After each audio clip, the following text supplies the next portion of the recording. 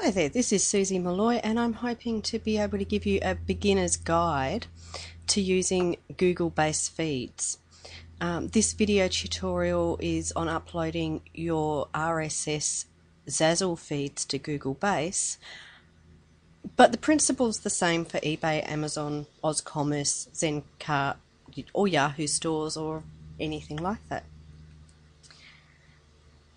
A few people have asked why you'd want to use Google Base, and it could be because you want to get your own store name for branding instead of the Zazzle store.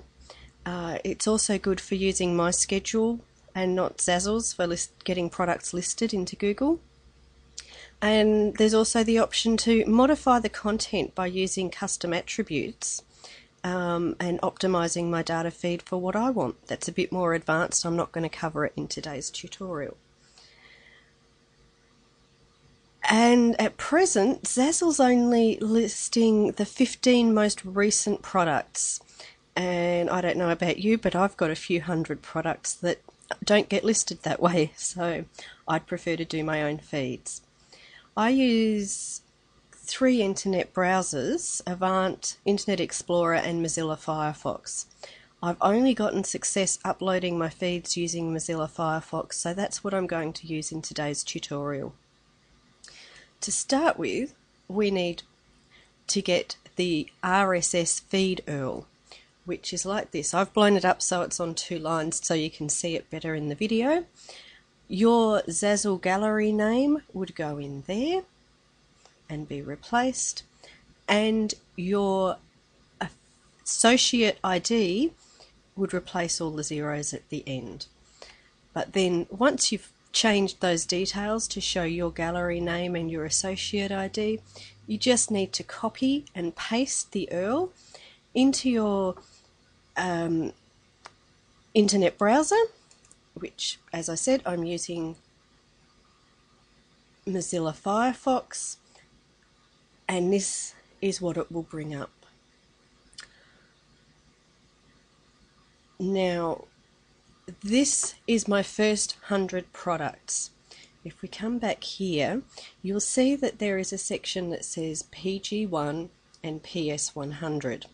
Now that says that you want page 1 of which is the first 100 products. If you have more than 100 products, you simply need to change your page to page 2 to show your second 100 products, change it to page 3 and so forth for your third 100 products, until you've got a feed for all the products. So if you've got 300 products, you'd need to create 3 XML feeds. Now, to create your XML feed, once you have brought up the feed URL, you simply need to go up to your top menu bar, select File, Save Page As,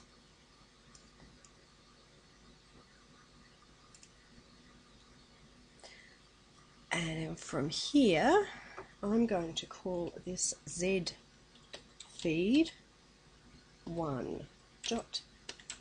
Now the .xml part is very important that you add that in, and you also want to save as type for all files and make sure that you've selected that from the drop down menu, and then hit save.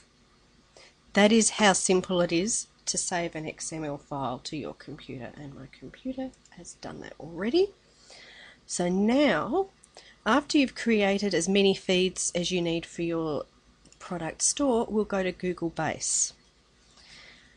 Now, Google Base is free. If you don't have an account, you'll need to create one, but I'll assume that you've got a Google account and you're just going to want to sign into Google Base. Click on Data Feed.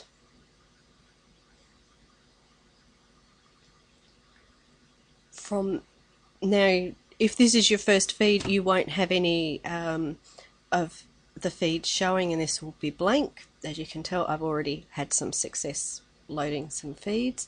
Now I'm going to add a new data feed and select that button. I'm sorry, my computer's running a little slow. We'll want our products to be shown in the United States.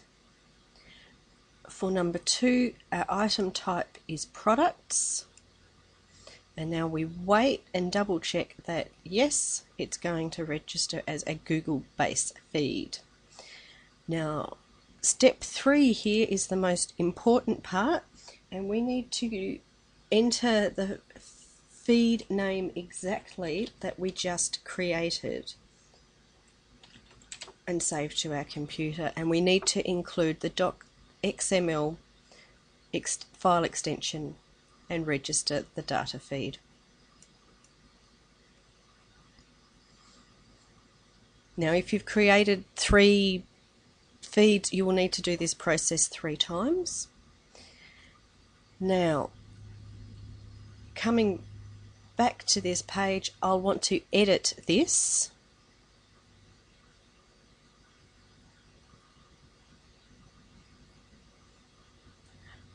And tell Google Base that it is an XML feed and save the changes. Then when it brings us back to our data feeds list, we find the feed we're wanting to add and manually upload the file. And then browse on your computer to find the feed.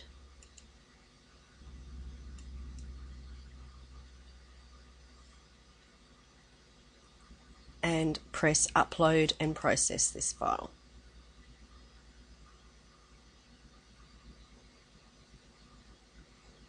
And depending on how busy Google is and how fast your internet connection is, depends how long this takes.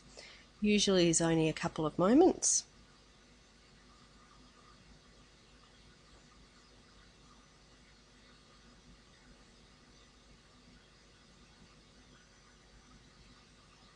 And there it is. It's now complete and processing. Now come back and check within an hour and it should say successful. Sometimes it can take up to 48 hours before Google manages to process your feed and make it live for searching. And if nothing's happened after 24 hours, come in here and delete the file. You just click and then hit delete selected. I don't want to do that because mine have been successful and I'm still waiting for this one to process. And redo it all over again. If it hasn't worked after 48 hours, there's something that's gone wrong. I also want to tell you about a way that you can do this once and then automate the process so you can free up your admin time and create more products and artworks. At the end of this video, I'm going to give you an URL that will take you through to a site called Push Button Marketer. With this software, you set up what's called a macro or a computer script to run it through. You record the process as you go through it once, and then you can schedule the macro to run it monthly for you, or at just the push of a few buttons, whichever buttons you choose to press, and it will schedule the macro to run automatically and let the computer do it for you. Now, I highly recommend that when you buy this software, you take advantage of the one-time offers to upgrade the software and get some extra macros and videos to help you along the way. Thank you, and I hope that your Google-based feeds are successful from now on.